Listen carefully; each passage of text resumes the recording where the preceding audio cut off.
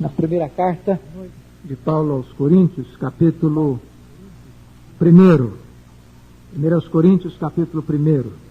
Nós estaremos iniciando nesta noite uma série de estudos nesta primeira carta, esperando que Deus nos abençoe de uma maneira muito especial.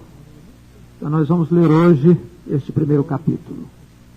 Paulo, chamado pela vontade de Deus para ser apóstolo de Jesus Cristo, e o irmão Sóstenes, à igreja de Deus que está em Corinto, aos santificados em Cristo Jesus, chamados para ser santos, com todos que em todo lugar invocam o nome do Senhor Jesus Cristo, Senhor deles e nosso.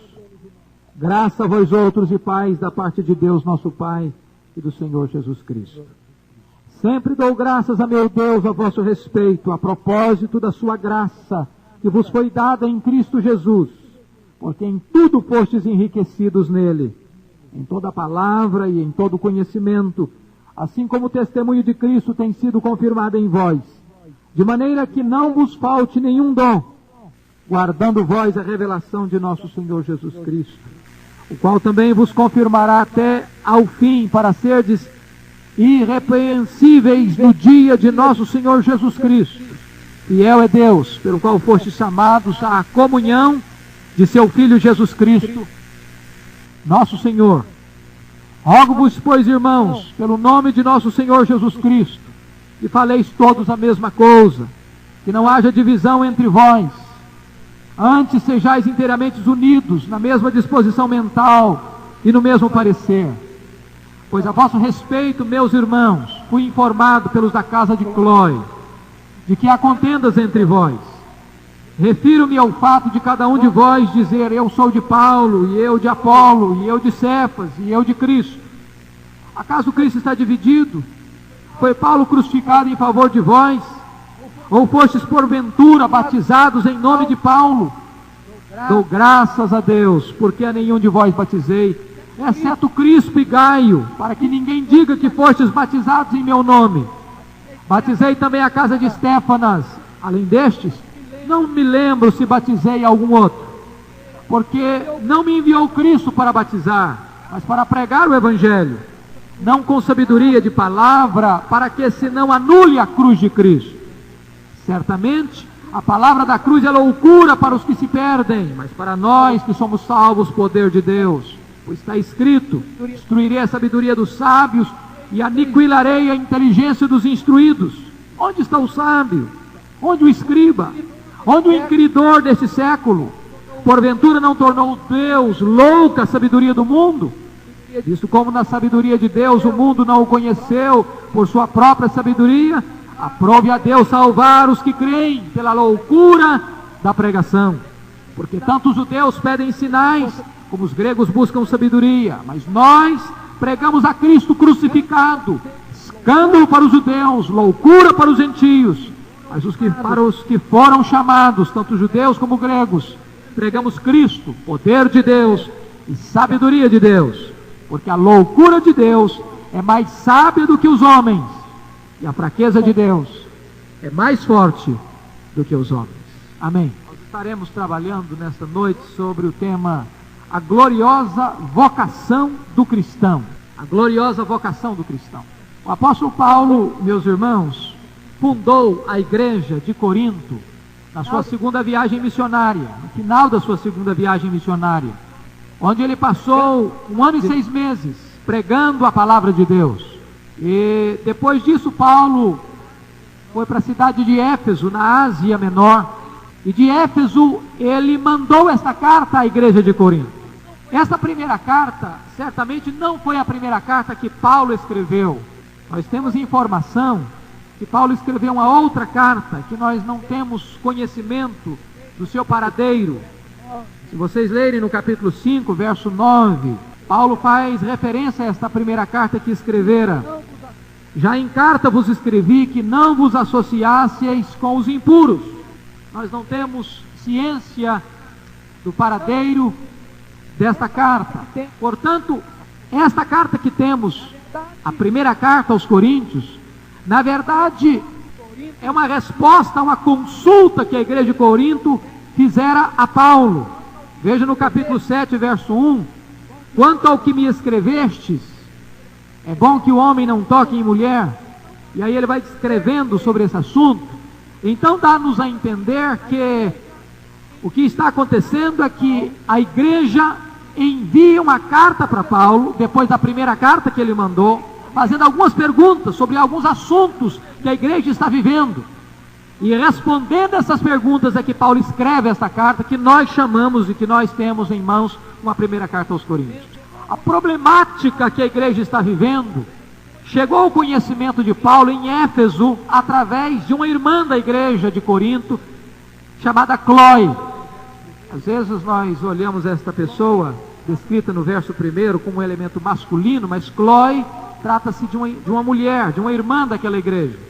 E quando Cloe foi visitar Paulo em Corinto, Cloe levou para Paulo a informação de que na igreja de Corinto havia muita coisa que estava em desacordo com tudo aquilo que Paulo ensinara, especialmente com respeito a divisões, contendas dentro da igreja.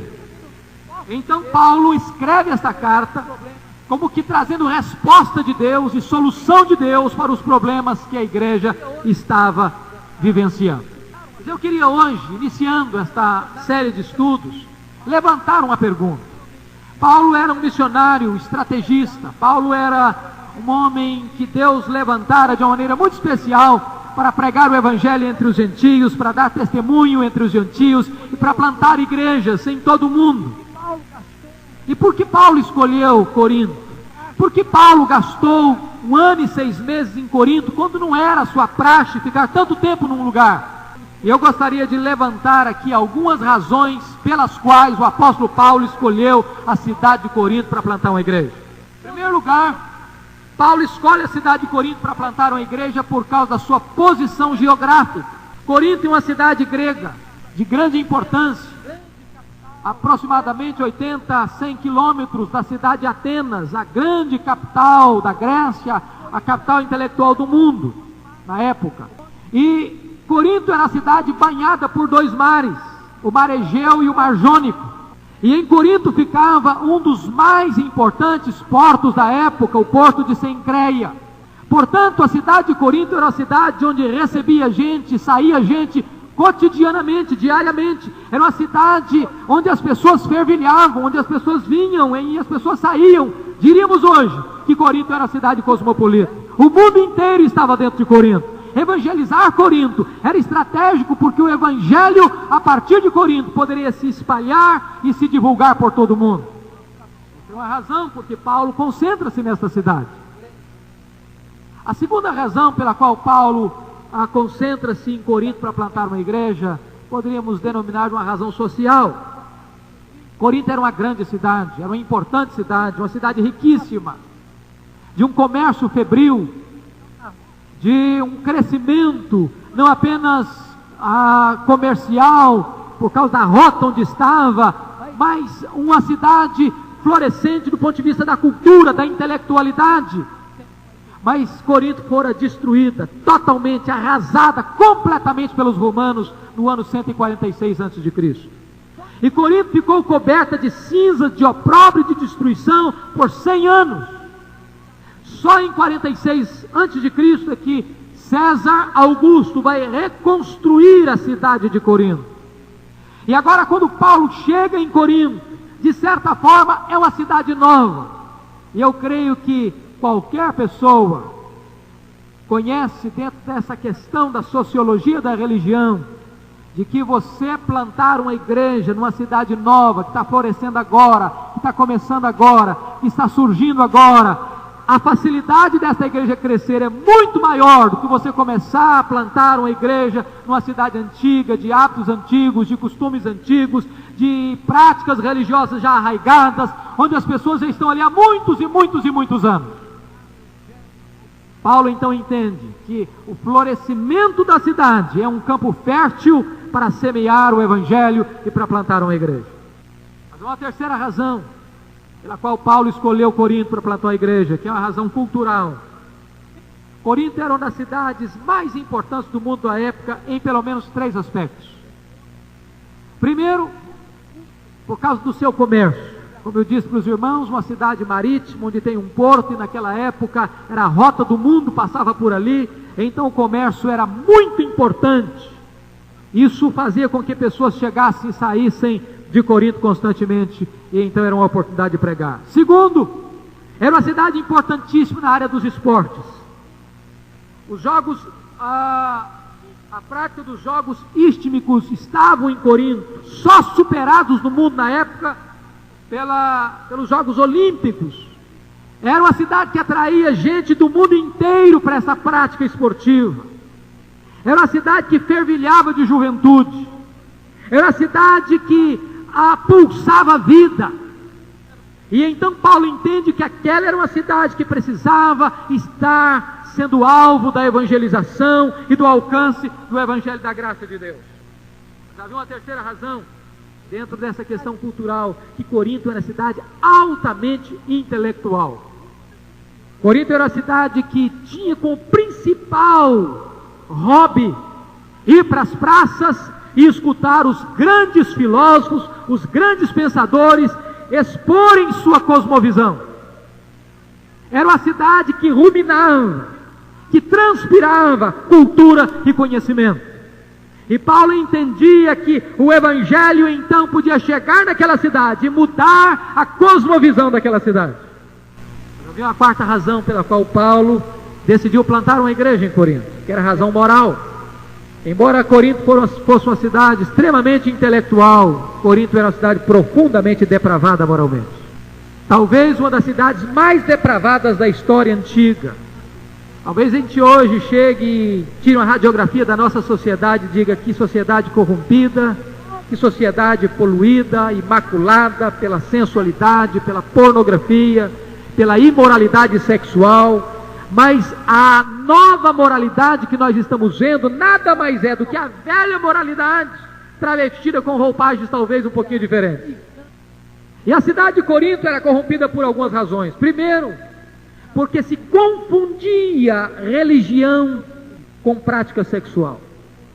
Na cidade de Corinto, uma deusa era adorada e tinha o seu templo sede, que era a deusa Afrodite, onde na Acrópole, a parte mais alta da cidade, uma montanha, estava lá um templo enorme dedicado à deusa do amor. E alguns estudiosos chegam a afirmar que trabalhavam como sacerdotisas nesse templo de Afrodite, aproximadamente 10.000 sacerdotisas que eram prostitutas cultuais, onde elas adoravam aquela divindade através da prática sexual da prostituição. Se não bastasse isso, estas prostitutas cultuais, à tarde desciam para a cidade de Corinto, uma cidade marítima, e se entregavam aos muitos marinheiros e turistas que se aportavam na cidade. E então o clima da cidade era um clima profundamente marcado pela prostituição, pela impureza sexual. Mas ainda, Corinto era a sede onde ficava um dos principais monumentos de Apolo.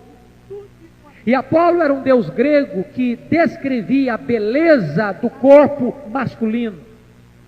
E a adoração de Apolo estava induzindo a juventude, não apenas corintiana, mas a juventude grega, a se entregar ao homossexualismo. Talvez Corinto fosse o centro homossexual do mundo da época. Se vocês querem ter uma vaga ideia do que significa Corinto, lembram que Paulo escreve a carta aos Romanos de Corinto. E se você quer saber o que é Corinto, leia o capítulo 1 de Romanos e dá-nos a entender que Paulo está abrindo a janela da sua casa e olhando para a cidade de Corinto e descrevendo o que é a cidade de Corinto, escrevendo o 1º capítulo de Romanos. Era uma cidade de práticas homossexuais tremendas, e vocês lendo a primeira carta, vão ver lá no capítulo 6, que Paulo vai dizer que muitos dos membros daquela igreja de Corinto foram outrora homossexuais. Versículo 9, Paulo diz: ou não sabeis que os injustos não herdarão o reino de Deus? Não vos enganeis, nem impuros, nem idólatras, nem adúlteros, nem efeminados e nem sodomitas, fazendo uma referência aos homossexuais, herdarão o reino de Deus. Tais fostes alguns de vós. Então essa era a situação da cidade de Corinto. Mas havia uma última razão pela qual Paulo escolheu Corinto para plantar uma igreja. Eu diria que era a razão espiritual. Corinto era uma cidade com muitos deuses, muitos ídolos. Até hoje, quando você visita Corinto, a cidade antiga, a cidade das ruínas, você vê uma gama enorme de estátuas, de monumentos dedicados aos deuses. Louvado seja o Senhor. Paulo entende que aquela cidade estava precisando do Deus verdadeiro. E encontra na cidade de Corinto uma ponte para o Evangelho, que eram as sinagogas. E Paulo usa essa ponte para, a partir dessa ponte, levar o Evangelho à cidade de Corinto. Quando você olha para essa carta, você vê uma igreja problemática. Onde é uma igreja que tem divisão, que tem brigas, que tem problema na família, onde os crentes não sabem usar a sua liberdade, onde os crentes não entendem corretamente o uso dos dons espirituais, uma igreja que tem problemas de ordem doutrinária, com respeito às doutrinas básicas da fé cristã, como a ressurreição, e uma igreja que tem um sério problema, o problema da infidelidade na contribuição. Se vocês lerem a carta aos Coríntios, é o lugar que Paulo precisa trabalhar, porque a igreja não está disposta a sustentar o apóstolo Paulo. E Paulo tem que chegar em Corinto e aprender a fabricar tendas com Priscila e Áquila, e precisa deixar de investir totalmente seu tempo na pregação do Evangelho e partir para um trabalho secular, para o seu autossustento, porque aquela igreja era uma igreja que não tinha visão da contribuição para os seus obreiros. E há um momento em que Paulo puxa o tapete da igreja de Corinto, de uma forma séria, de uma forma tremenda, quando o apóstolo Paulo vai descrever a realidade daquela igreja, no capítulo 11 da segunda carta. Vocês podem perceber isso. Versículo 8, despojei outras igrejas, recebendo salário, para vos poder servir. E estando entre vós, ao passar privações, não me fiz pesado a ninguém. Pois os irmãos, quando vieram da Macedônia, supriram o que me faltava, e em tudo me guardei, e me guardarei de vos ser pesado. Agora olhem, por favor, como Paulo menciona a reprimenda dele à igreja no capítulo 12, verso 13 da segunda carta. Porque em que tendes vós sido inferior às demais igrejas? 12 e 13 da segunda carta. Preste atenção nesta exortação séria do coração desse apóstolo à igreja de Corinto. Porque em que tendes vós sido inferior às demais igrejas? Senão neste fato, de não vos ter sido pesado. Perdoai-me esta injustiça. Paulo está dizendo para a igreja, olha, fazendo um balanço no final, diz, olha, se existe uma coisa que vocês forem inferior às demais igrejas, é que eu não exigi de vocês o meu sustento. Eu não fui pesado a vocês. E parece que Paulo agora está fazendo uma retrospectiva e diz, meus irmãos, me perdoem a injustiça que eu cometi com vocês, trabalhando para servir a igreja, usando o salário de outras igrejas para trabalhar 1 ano e meio em Corinto. Me perdoem, porque eu fui injusto com vocês, porque eu deveria ter exigido aquilo que é de direito de vocês, mas eu não o fiz. E Paulo então tem que enfrentar essa situação com esta igreja. Mas louvado seja Deus, irmãos, Paulo começa essa carta com a igreja com tantos problemas, fazendo elogios tão grandes. Talvez, se não fosse os primeiros versículos do primeiro capítulo, a gente pudesse questionar, será que esses crentes eram convertidos mesmo? Será que essa igreja de Corinto era uma igreja cristã mesmo? E eu queria que vocês agora abrissem comigo no capítulo 1, nós vamos entrar propriamente na análise deste capítulo 1. Chama a sua atenção para o tema de hoje, a gloriosa vocação do cristão. E você vai ver que Paulo está falando de 3 vocações do cristão. Com a sua Bíblia aberta, se você tem um lápis e quer anotar, se você não quiser, está sendo gravado também, essas palestras vão ser gravadas. Mas veja você, eu quero lhe dar as 3 divisões da nossa palestra hoje. Primeiro, um chamado para ser santo, versículo 2. A igreja de Deus que está em Corinto, ou santificados em Cristo, chamados para ser santos. Está aí a primeira divisão, chamado para ser santo. Quando você vai para o verso 9, você encontra a segunda divisão, Fiel é Deus, pelo qual fostes chamados à comunhão de seu Filho Jesus Cristo nosso Senhor. Agora é chamado à comunhão. A comunhão. E a terceira divisão está lá no versículo 26. Irmãos, reparai, pois, na vossa vocação, pois não foram chamados muitos sábios segundo a carne, nem muitos poderosos, nem muitos de nobre nascimento.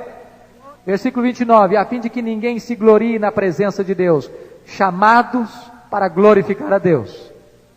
Então o primeiro capítulo sintetiza-se nesses três chamados do cristão: chamado para ser santo, chamado à comunhão de Cristo e chamados para glorificar a Deus.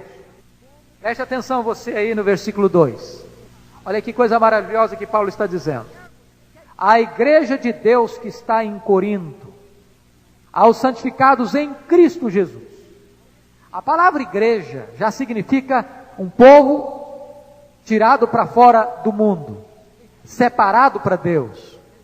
Agora observe você que a igreja tem dois endereços específicos. A igreja tem um endereço geográfico, ela está em Corinto, e a igreja tem um endereço espiritual, ela está em Cristo.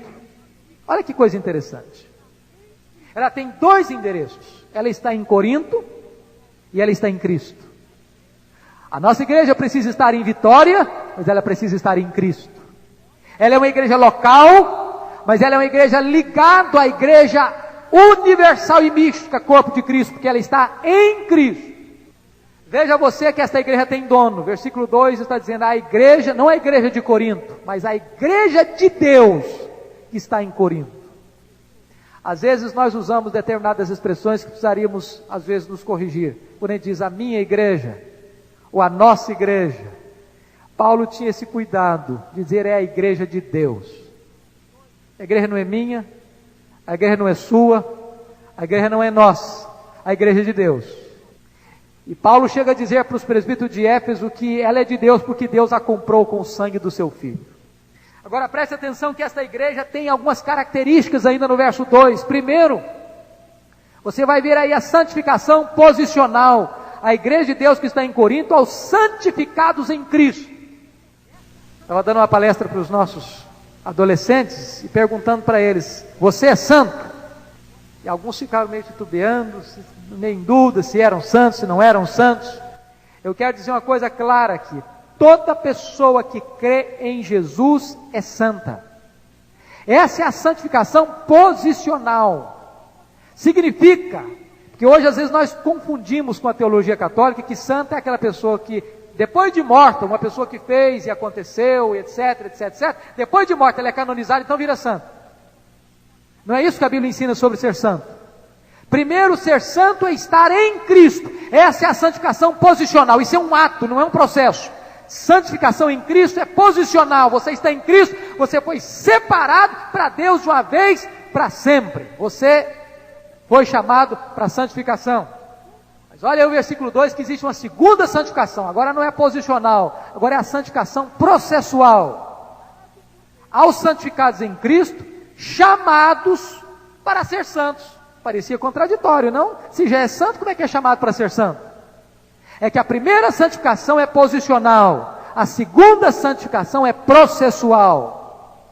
Ou seja, agora você é chamado, separado por Deus, então você já é santo, mas para ser transformado continuamente, progressivamente, essa é a santificação processual. Você observa ainda que pertencer à igreja de Deus tem um fato muito bonito aí. Versículo 2 está dizendo, com todos os que em todo lugar invocam o nome do Senhor. É um grave erro teológico a gente olhar para o nosso grupo, para a nossa denominação, ou para a nossa igreja local, e ter a pretensão, a vaidade, a petulância de achar que nós somos os únicos certos, os únicos salvos, os únicos que vão para o céu. Paulo está dizendo isso com muita clareza. Nós somos chamados para ser santos com todos os que em todo lugar invocam o nome do Senhor. A igreja de Deus é maior do que a nossa denominação, a igreja de Deus é maior do que a nossa igreja local, a igreja de Deus é composta por todos aqueles que invocam o nome do Senhor em todo lugar e em todo tempo. a igreja de Deus, ela é universal. Você pertence a uma família que está espalhada em todo o mundo. Paulo está dizendo, no versículo 2 ainda, irmãos, que coisa maravilhosa. Esse versículo 2 é um compêndio de teologia, quando Paulo diz ainda: Senhor deles, que invocam o nome do Senhor Jesus Cristo, Senhor deles e nosso. Ou seja, Jesus Cristo não é propriedade exclusiva de igreja nenhuma. É Senhor deles e é Senhor nosso. É Senhor nosso e é Senhor deles. Nenhuma igreja pode engessar Jesus e querer achar que Jesus é propriedade exclusiva daquela igreja. Segundo lugar, irmãos, eles não apenas estão separados por Deus, mas versículos 4 a 6, Paulo vai dizer que aqueles irmãos estão enriquecidos pela graça de Deus. Olha que coisa fantástica. Sempre dou graças ao meu Deus a vosso respeito, a propósito da sua graça que vos foi dada em Cristo, porque em tudo, preste atenção nessa expressão, em tudo fostes enriquecidos nele, ou seja, enriquecidos em Cristo Jesus. O crente não é uma pessoa pobre, o crente é uma pessoa muito rica. Paulo diz aos Efésios que Deus já nos abençoou com toda sorte de bênção nas regiões celestes em Cristo Jesus. E ele está dizendo que em toda a palavra, logos, em todo o conhecimento, gnoses, e Paulo vai dizer no versículo 7 que aquela igreja estava enriquecida também com todos os dons espirituais. Não vos falte nenhum dom espiritual. Era uma igreja rica na palavra, no conhecimento e na capacitação dos dons para realizar a obra de Deus. Tudo isso devia motivar a igreja a uma vida de santidade. Mas o que mais leva a igreja a ser santa? Versículo 7, Paulo diz que a expectativa da volta de Jesus leva a igreja a se santificar. Olha o versículo 7, de maneira que não vos falte nenhum dom, aguardando vós a revelação de nosso Senhor Jesus Cristo. Quando o crente aguarda Jesus, quando o crente vive nessa perspectiva de que Jesus vai voltar, ele se santifica. Lembra da primeira carta de João? Aquele que tem essa esperança, santifica-se, se torna puro como ele é puro. Uma pessoa que perde de vista a verdade da segunda vinda de Cristo, ela tem uma tendência de cair no marasmo, na mesmice, e descuidar-se da sua vida espiritual. Nós deveríamos estar com os olhos alevantados, aguardando a volta do Senhor Jesus Cristo. E Paulo diz, este fato da expectativa da volta de Jesus, nos leva a uma vida de santificação. Mas em último lugar, dentro desse primeiro ponto, Paulo está dizendo que a fidelidade de Deus deve nos levar a uma vida de santidade. Veja o versículo 8 e 9. O qual, Jesus Cristo, também vos confirmará até o fim, para serdes irrepreensíveis no dia de nosso Senhor Jesus Cristo. A doutrina da perseverança da salvação, da segurança da salvação, da certeza da salvação, irmãos, ela não está firmada nas nossas mãos. Em última instância, quem persevera é o próprio Deus. Aquele que começou a realizar boa obra em vós, há de completá-la até o dia de Cristo Jesus. Paulo diz que é o próprio Jesus que nos confirmará até o fim. Que coisa boa é saber que a sua vida está nas mãos do Senhor Jesus. E das mãos de Jesus ninguém pode tirar você. Que bom saber que os problemas da vida não podem tirar você das mãos de Deus. E é o Senhor que nos confirma até o fim, até a segunda vinda do Senhor. Vamos ao segundo chamado do cristão agora. Está nos versos 9 a 25, que é o chamado à comunhão. Paulo faz então toda essa análise do elogio à igreja, da posição que a igreja está em Cristo. Agora Paulo entra na problemática da igreja, o problema das divisões da igreja. E é impressionante, meus irmãos, mas o problema da divisão sempre esteve presente nas igrejas cristãs desde o início.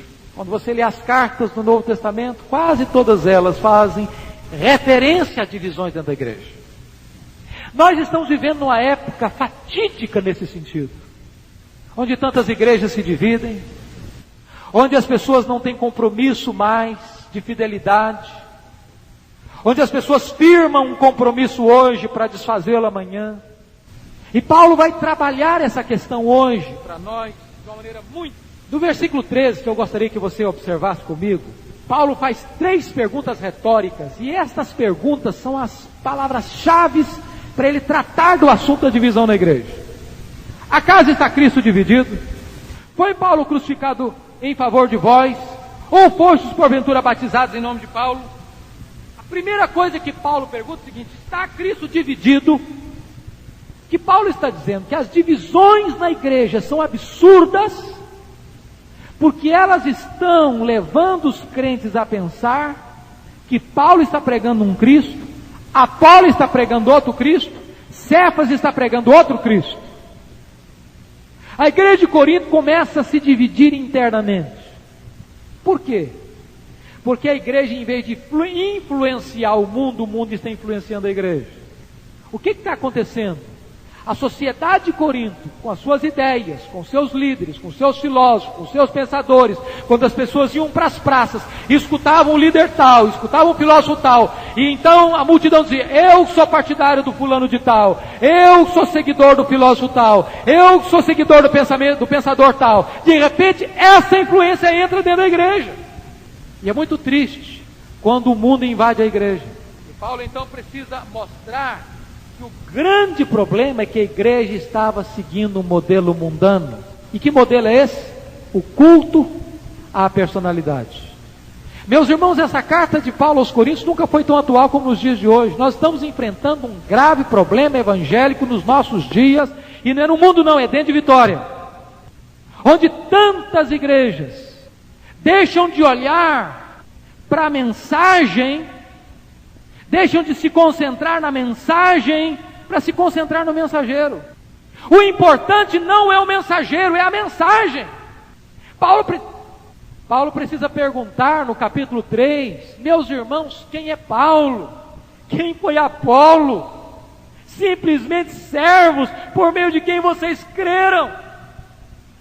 Um plantou, o outro regou, mas o crescimento veio de Deus. Não coloque atenção em vocês, em líderes humanos. Não botem o pastor de vocês num pedestal, Paulo está dizendo. Não coloquem um homem numa posição que ele não pode estar. Só Jesus Cristo deve ser exaltado na igreja de Deus. E todas as vezes que a igreja começa a dar mais importância ao pregador, ao pastor, ao mensageiro, que à própria mensagem, está se prestando um culto à personalidade. Isso é pecado. Eles tiraram os olhos do Senhor e colocaram os olhos nos servos do Senhor. E portanto eles provocaram no meio da igreja divisão. Paulo precisa dizer para essa igreja no capítulo 3 que o culto à personalidade é reflexo de 2 pecados: o pecado da infantilidade espiritual e o pecado da carnalidade.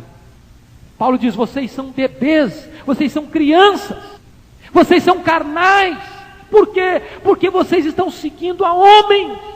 O que eu acho bonito, queridos irmãos, é que Paulo trata do assunto com muita transparência. Ele vai dizer no versículo 11: pois a vosso respeito, meus irmãos, eu fui informado pelos da casa de Cloe, que há contenda entre vós.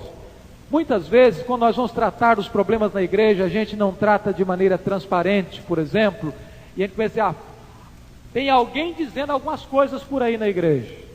Algumas pessoas estão comentando. Algumas pessoas não tem nome. Paulo diz: os irmãos da casa da irmã Cloe nos informaram que está acontecendo isso e aquilo na igreja. Quando as coisas são trabalhadas dentro de um ambiente de abertura e de transparência, o mal é tratado e é resolvido sem deixar feridas, sem deixar mágoas, sem deixar ranços e sem deixar pegas. Paulo agora precisa mencionar o que está acontecendo na igreja. Veja o versículo 10.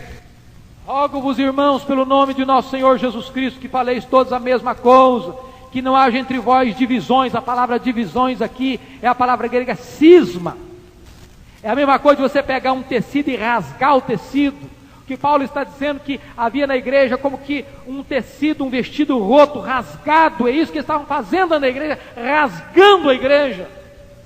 Antes sejais inteiramente unidos na mesma disposição mental e no mesmo parecer.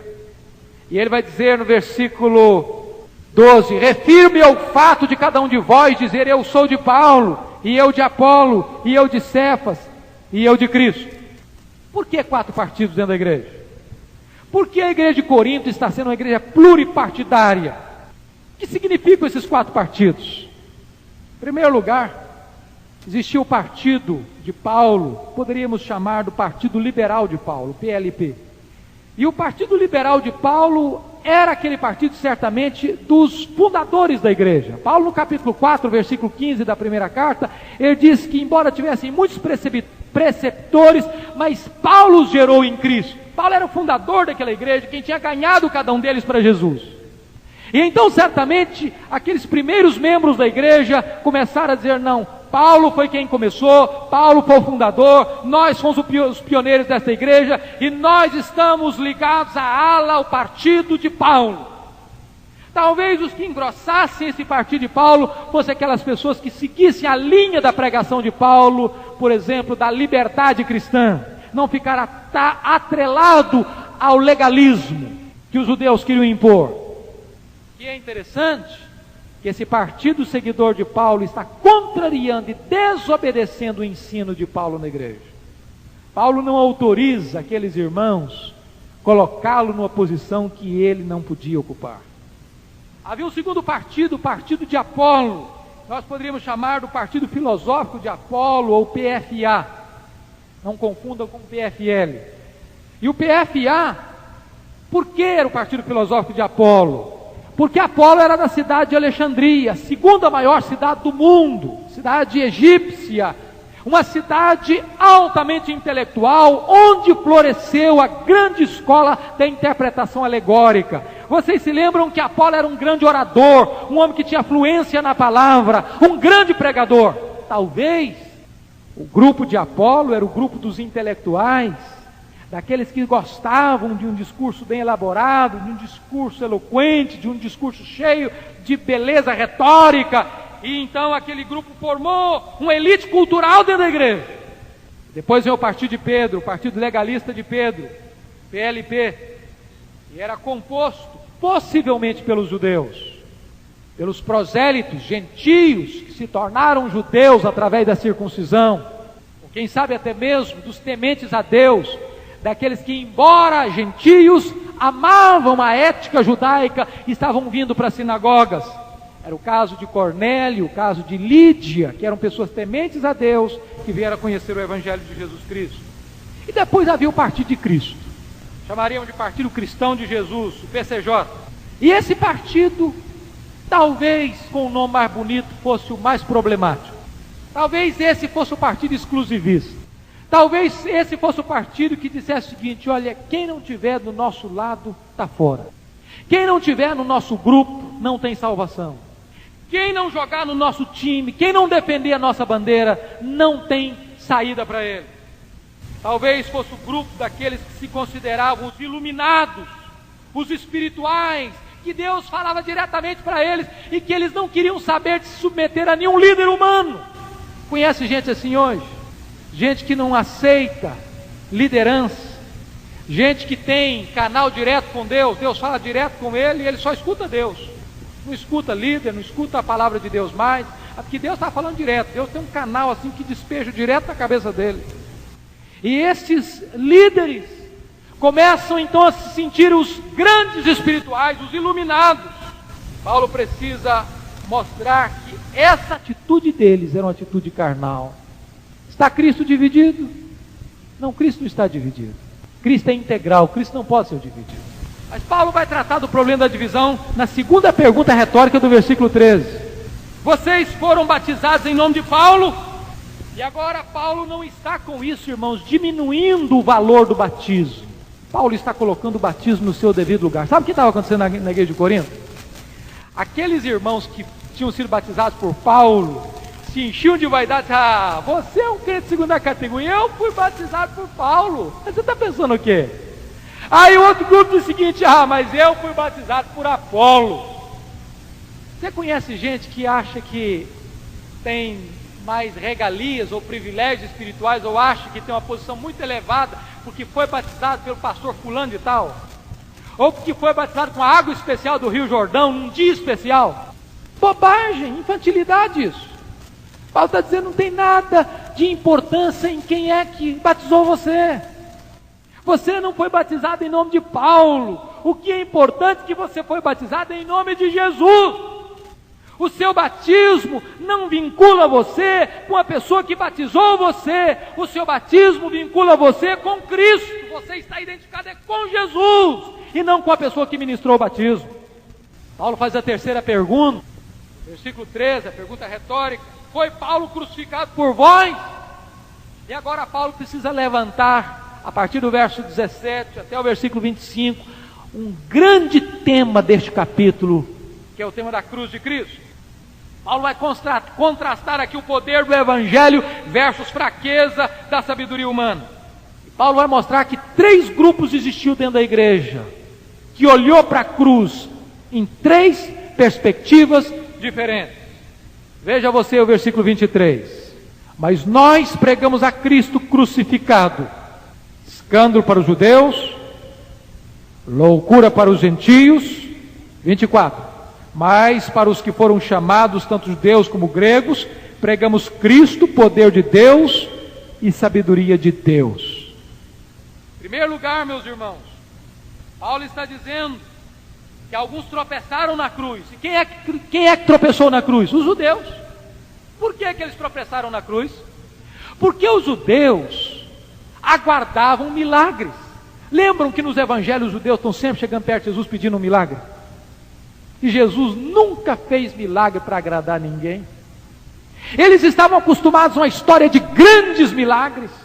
E o retrato que eles aguardavam do Messias era o do Messias vencedor, do Messias retratado na segunda vinda, do Messias que viria quebrar o jugo dos seus inimigos. E Jesus Cristo vem na primeira vinda, no retrato do Messias sofredor. E Jesus vem, se faz carne, morre numa cruz. E ele diz: não é esse que nós estamos querendo, não. Não é esse o Salvador que nós esperamos, não. E eles então, diz a Bíblia, que tropeçaram na cruz. Não viram na cruz o poder de Deus. Não viram na cruz a sabedoria de Deus. Não viram na cruz o instrumento de salvação para eles. Segundo que reagiram em relação à cruz foram os gregos. Versículo 23, outros escarneceram da cruz. Loucura para os gentios. Qual o problema dos gentios em relação à cruz? Para os gregos, a cruz era uma tolice, porque os gregos enfatizavam a sabedoria. Até hoje, meus irmãos, quem passou por um curso de 3º grau, teve que estudar algumas das obras dos sábios gregos. Quem não estudou a República de Platão? Quem não estudou as categorias de Aristóteles? Aqueles homens que viveram antes de Cristo, que eram ainda condecorados nas praças de Corinto, que até hoje influenciam o mundo pelos seus escritos sábios. Agora, o que é interessante é que Paulo começa a dizer o seguinte, queria que você prestasse atenção nisso aí. Observe você o verso 20. Onde está o sábio? Onde o escriba? Onde o inquiridor desse século? Ele está dizendo o seguinte: cadê os sábios da Grécia? Onde estão os filósofos? Será que os filósofos, Platão, Sócrates, Aristóteles, o que Paulo está dizendo, que a sabedoria do homem não conseguiu discernir o instrumento do conhecimento pessoal de Deus, e a sabedoria humana não levou o homem ao conhecimento da salvação. Olha como Paulo trata com ironia, lá no capítulo 17 de Atos, versículo 30, quando ele está falando para a nata cultural do mundo, no Areópago, e vai dizer que os tempos áureos dos gregos e dos romanos, o tempo de Péricles, a idade de ouro, foi considerado por Paulo como um tempo de ignorância. Ignorância, cegueira. O que Paulo está dizendo é que Deus deu um grande zero para a sabedoria humana, no sentido de conduzir o homem à salvação. Paulo vai mostrar agora, queridos, de uma maneira muito bonita, aqueles que experimentaram o poder da cruz, versículos 24 e 25, mas para os que foram chamados, tanto gregos como judeus, pregamos Cristo, poder de Deus e sabedoria de Deus. Quando você olha para Jesus, você vê em Jesus o poder de Deus. E Paulo está falando para os judeus: olha, judeus, vocês que estão querendo milagres, Jesus é o maior milagre de Deus. Ele é o poder de Deus. Jesus está olhando para os gregos que estão buscando sabedoria e está dizendo: olha, Jesus é a sabedoria de Deus. Jesus é quem revelou Deus. Jesus é a síntese da sabedoria. E a sabedoria de Deus está no Evangelho.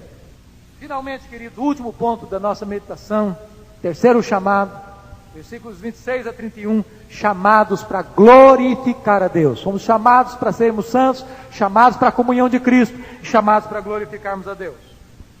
O grande problema da cidade de Corinto é que os crentes de Corinto tinham uma tendência de ficar vaidosos, ficar orgulhosos, todo inchados, e às vezes se orgulhavam de coisas que deviam fazê-los chorar. Lembra do capítulo 5, quando houve aquele rapaz que praticou incesto na igreja, deitando-se com a sua própria madrasta, e Paulo diz que a igreja se orgulhou desse fato pecaminoso. Diz: vocês deviam chorar e ficar envergonhados. Lá no capítulo 8, versículo 1, Paulo diz que o conhecimento ensoberbece, incha, mas o amor edifica. Então eles estavam cheios de vaidade.